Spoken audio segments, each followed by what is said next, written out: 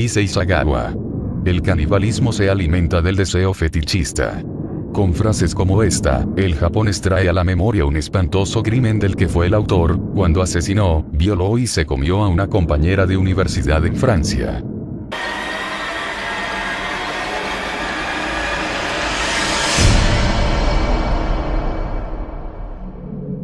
Issei Sagawa había nacido en Kobe, prefectura de Hyōgo, Japón en 1949, de una importante familia acaudalada de industriales. Issei Sagawa había sido un estudiante ejemplar con notas excelentes. Pronto demostró una gran atracción por la literatura, con una predilección por Shakespeare. En la Facultad Gakui de Osaka, presentó una brillante tesis sobre Macbeth. En 1977 Issei Sagawa se fue a Francia, París, donde pensaba quedarse hasta 1982, fecha en que entraría con un cargo importante en una de las filiales de la empresa que dirigía su padre. Su vida en París parecía transcurrir sin grandes historias. Su portera dice que era un hombre muy discreto y muy correcto, cosa que parecen confirmar algunos de sus compañeros de estudio que, sin embargo, añaden que era bastante distante, sin sentido del humor y demasiado seguro de su capacidad intelectual. Según algunos, Issei parecía considerarse un puro producto del Japón tradicional. Apenas medía 1,50 y no llegaba a los 40 kilos. Años después, Issei Sagawa tuvo ocasiones para conocer a varias jóvenes. Cuando una de estas chicas, René Artevelt, una mujer holandesa alta, deportista, de una hermosa mirada y cabello largo de 25 años que estudiaba literatura en París. Cuando Issei Sagawa empezó a conocer a René Artevelt, él empezó a sentir una fascinación y obsesión hacia la mujer alta, deportista y de mirada hermosa. Issei Sagawa y René Artevelt se hicieron amigos. Salían a conciertos y leían poesías juntos, e incluso él la contrató para que le hiciera clases particulares de alemán. El 11 de junio de 1981, Issei Sagawa invitó a comer a René Artevelt y preparó para ella unos guisos orientales que sabía que eran de su gusto. Cuando la bella estudiante holandesa ya había terminado con el postre, Issei Sagawa decidió jugarse el todo por el todo. Issei Sagawa intentó besarla como otras ocasiones con un resultado negativo de la mujer hacia el hombre japonés. René Artevelt empezó a retroceder demostrando la negativa hacia la acción de Issei Sagawa. Issei Sagawa comenzó a decirle la adoración que sentía hacia ella y el amor que sentía por ella. René Artevelt siguió dándole la negativa tanto a sus acciones como a sus declaraciones. Issei Sagawa, en un intento de asustar a la joven holandesa, sacó una carabina de su armario para asustarla, pero la carabina se disparó dándole a la joven holandesa cayendo fulminada en el suelo. Issei Sagawa empezó a sentir una tentación extremadamente fuerte dentro de él. Y en una acción totalmente descarnada, Issei Sagawa procedió a violar el cuerpo ya sin vida de René Artevelt. Después de abusar sexualmente el cuerpo de la joven holandesa, Issei Sagawa procedió a cortar el cuerpo en trozos con un cuchillo, para poder ocultar el cuerpo de una mejor manera.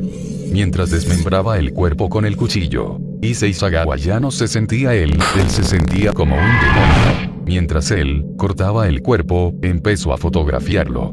Y en un momento dado Issei sintió la necesidad de comer el cuerpo de René Artevelt. Primero procedió con trozos pequeños de los labios, que ella había separado antes. El impulso de probar a la chica era demasiado fuerte. Una vez ya terminó con el desmembramiento, tomó una de las partes del cuerpo y las guardó en el congelador, y otras se las llevó a la cocina para cocinarlas. El joven procedió a freírlas con un poco de sal y pimienta. Issei Sagawa descubrió que la carne humana tenía un sabor algo familiar, parecido al sushi.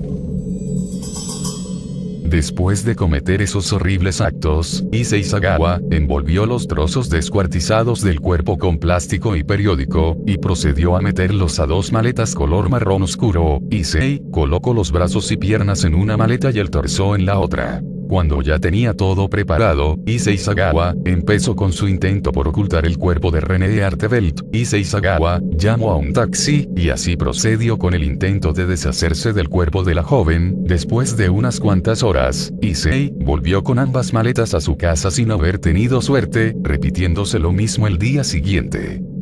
Por fin el tercer intento, por la noche otro taxista lo recogió en la calle Erlanger, donde vivía Issei, y lo llevó hasta la zona del bosque de Bolonia donde había un lago muy cerca.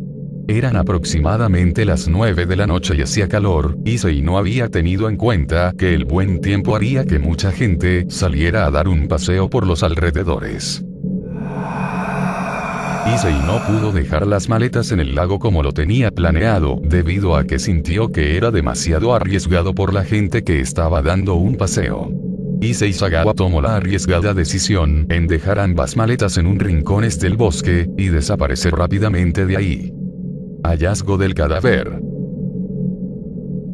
Dos mujeres fueron a la policía a dar declaraciones que habían visto a un hombre asiático muy bajo con dos maletas grandes y con una actitud sospechosa que había dejado sus maletas y se había retirado rápidamente del lugar. Una vez la policía acudió al lugar donde estaban las maletas, dieron cuenta de que en la maleta había partes de un cuerpo.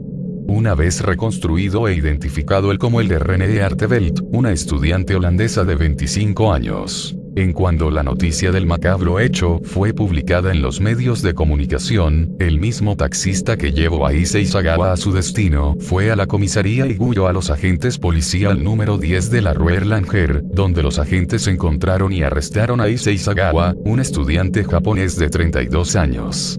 Los agentes también encontraron una pistola, una alfombra manchada de sangre y una nevera llena de carne humana.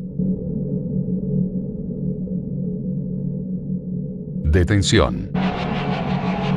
Una vez arrestado, Sagawa, impasible y sin dar ninguna señal de arrepentimiento, contó que había matado de un tiro a su compañera de estudios René Artevelt después de que ésta se hubiera negado a hacer el amor con él, que la había desnudado y que mantuvo relaciones sexuales con el cadáver.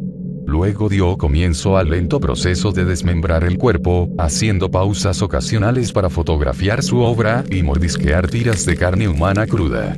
Sagawa acabó escogiendo algunas costillas que guardó en su nevera para comérselas más tarde, y el resto del cadáver acabó en el Bois de Boulogne. Issei Sagawa contó todo con lujo de detalle y muchísima tranquilidad. Cuando ya cayó la noche terminó el interrogatorio, Issei Sagawa se acostó en una banca de la comisaría y se quedó dormido. Issei Sagawa declaró ante la policía que, desde hacía tiempo tenía ganas de comérmela y especificó después: muy frecuentemente he tenido ganas de comer carne humana, y esto desde hace ya mucho tiempo.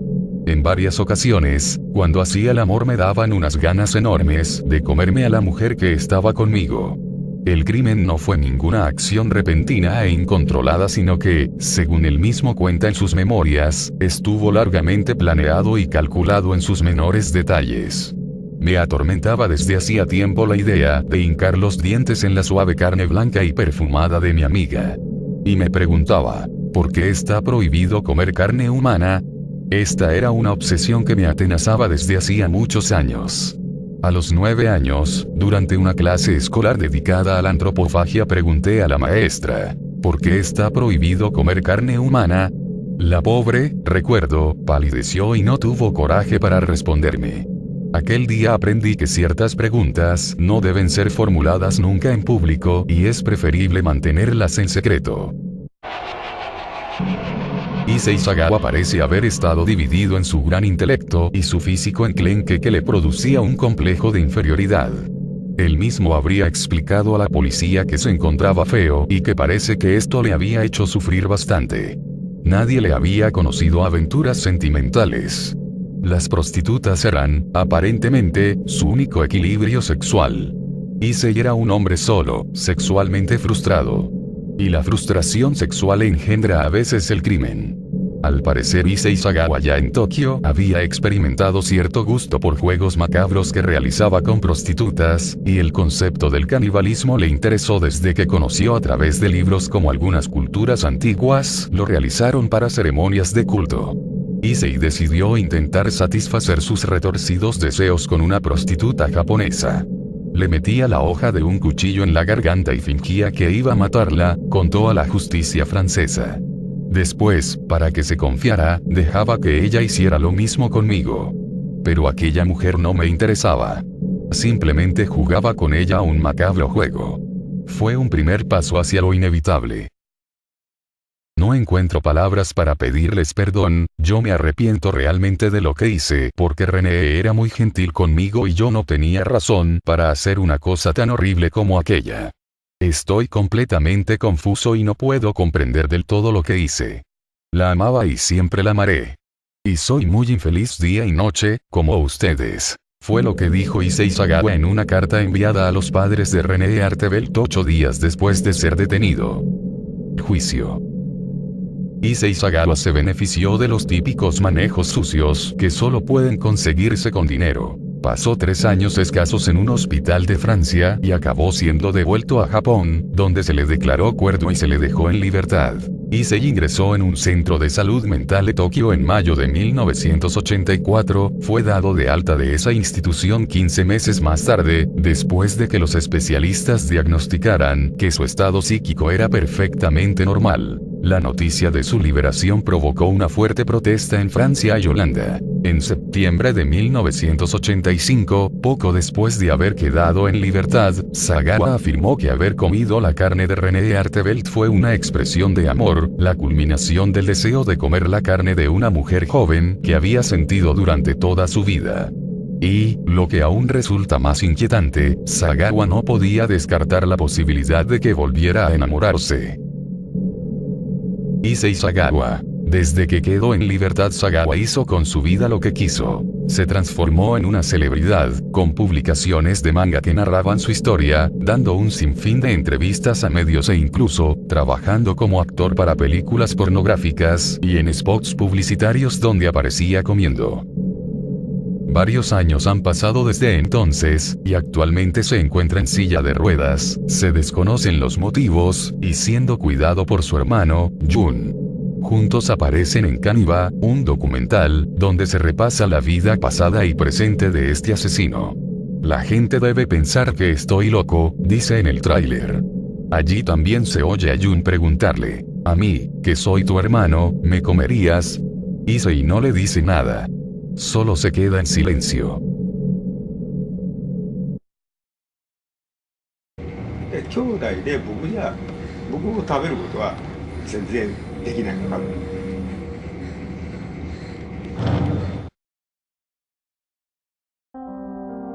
Muchas gracias por ver el video.